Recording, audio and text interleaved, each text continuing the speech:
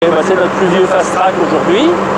Il a pas loin de 10 000 heures. Et vous l'avez acheté quand? En 2000, par là 2000, 2002, je ne sais plus, oui. Il y a une dizaine d'années. Oui. Qu'est-ce qu'il fait comme travaux? Donc là, il est sur un épandeur.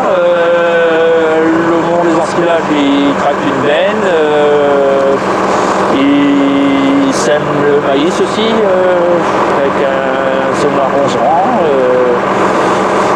Qu'est-ce que vous avez eu comme frais dessus? Celui-là, pas grand-chose. Récemment, une pompe hydraulique, la pompe principale. On a dû faire une fois l'embrayage. Autour de 7-8 000 heures, on a fait l'embrayage. Il n'a pas eu grand-chose. Donc il y a une masse à l'avance?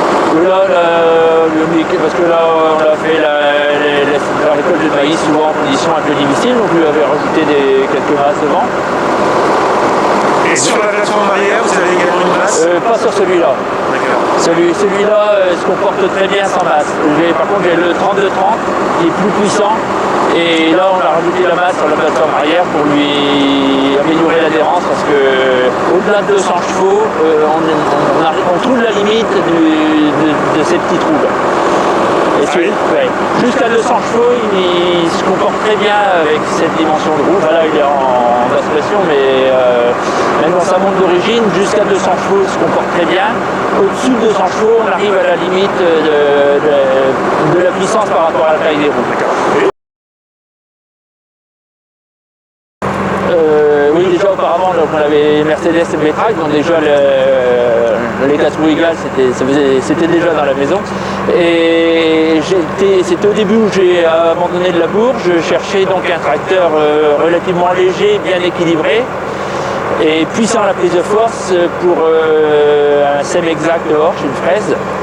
Donc avec ce tracteur, j'avais trouvé pour un tracteur qui faisait 6 tonnes et demie à ce moment-là, j'arrivais à travailler sans masse avec un outil qui était quand même relativement assez lourd à l'arrière. Et au sol, j'avais une répartition 50-50 impeccable.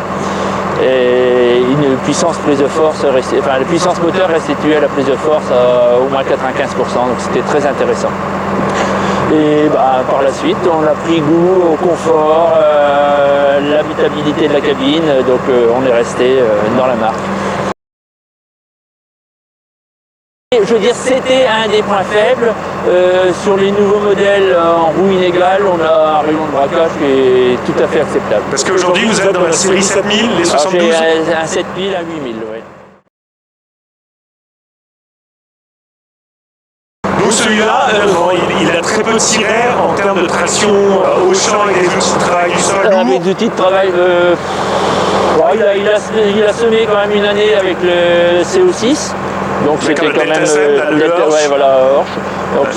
On est un petit peu limite en puissance. Le Delta SEM, pour travailler dans toutes les conditions, surtout dans les côtes, il est préférable d'avoir plus de 200 chevaux, 230, 250 chevaux, c'est plus confortable. Donc là, avec celui-là, on était un petit peu limite en puissance pour obtenir les vitesses de travail intéressantes. D'accord.